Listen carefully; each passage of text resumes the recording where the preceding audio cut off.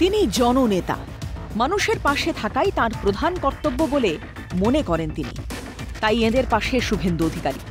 মঙ্গলবার নন্দীগ্রাম বজরং কমিটির উদ্যোগে বাৎসরিক বজরংবলী পুজো অনুষ্ঠানে অংশগ্রহণের সময় বিজেপির বিপুল সংখ্যক কর্মী সমর্থকের ওপর হামলা চালানোর অভিযোগ ওঠে তৃণমূলের বিরুদ্ধে। গুরুতর আহত অবস্থায় অনেকেই ভর্তি নন্দীগ্রাম সুপার স্পেশালিটি হাসপাতালে। পাশাপাশি আরও কয়েকজন ভর্তি তমলুক জেলা হাসপাতালে। তাদের সঙ্গেও দেখা করেন শুভেন্দু অধিকারী। সঙ্গে ছিলেন তমলুক সাংগঠনিক জেলার সভাপতি নবারুণ নায়ক এবং স্থানীয় নেতৃত্ব। ভর্তি থাকা বিজেপি সমর্থকদের সঙ্গে দেখা করে তাদের সমবেদনা জানানো, সব রকমভাবে পাশে থাকার আশ্বাস দেন। একেবারেই অরাজনৈতিক কর্মসূচিতে হামলা প্রসঙ্গে শুভেন্দু বলেন, প্রত্যেকটা মানুষের অধিকার আছে যে কোনো রাজনৈতিক দল করা, যে কোনো ধর্ম পালন করা।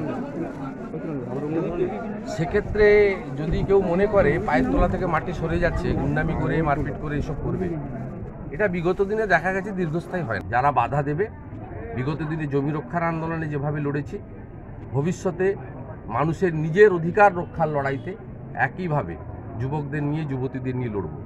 এই মায়েদের চোখের জল 21 সালে কিন্তু যারা করছেন বা যাদের মদতে হচ্ছে অভিশাপ হয়ে আসবে।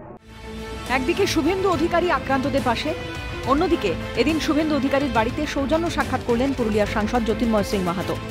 এই জোনের অবজারভার হওয়ায় তিনি এদিন যান বলে জানিয়েছেন বিজেপি সাংসদ। এই জনের আমি অবজারভার আছি। স্বাভাবিকভাবে যে কোনো কার্যকর্তা আমাদের যারা হয় তাদের বাড়িতে চা খাওয়াটা তো স্বাভাবিক আছে। এদিন জননেতার মানবিক রূপ দেখলেন দলীয় কর্মী সমর্থকরা।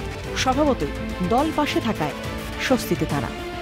পূর্ব মেদিনীপুর থেকে অনিমেষ প্রামাণিকের রিপোর্ট, ক্যালকাটা টেলিভিশন নেটওয়ার্ক।